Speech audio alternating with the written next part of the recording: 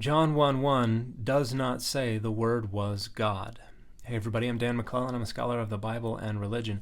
And the academic consensus, even among evangelical scholars of the New Testament, is that the word theos in the clause, ke theosino logos, at the end of John 1:1 does not mean the Word was God.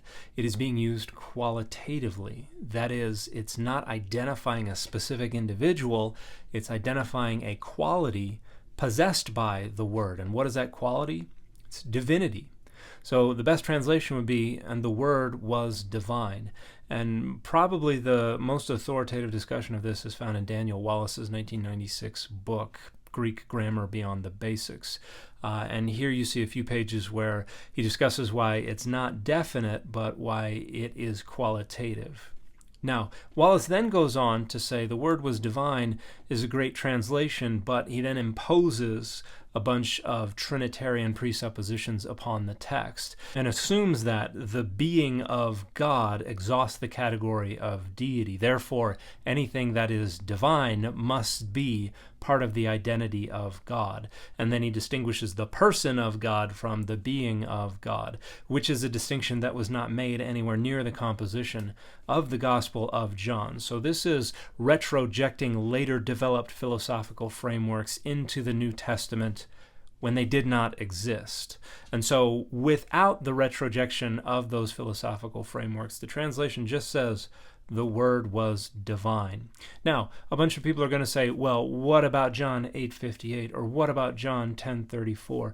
Or what about this verse and that verse and the other verse? And none of them identify Jesus as God in anything remotely approximating the sense that would develop later with the construction of the concept of the Trinity. And my next online class is going to be addressing precisely this. It will be called, Is Jesus God?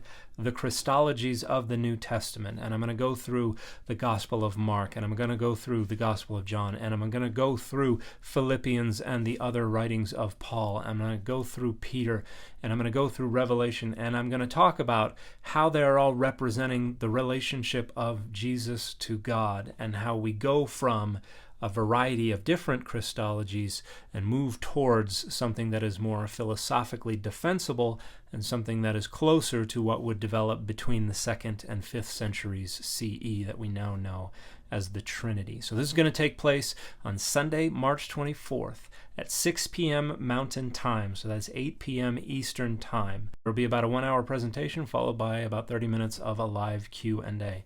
As usual, registration is on a pay-what-you-like basis. So if you would like to join us for $1, you're more than welcome to join us for $1. Everybody who registers will get a Zoom link the day before, then they'll get access to the recording of the class the day after. So if you'd like to hear more about my take on Jesus' relationship to God in the different texts of the New Testament, I hope I'll see you on March 24th.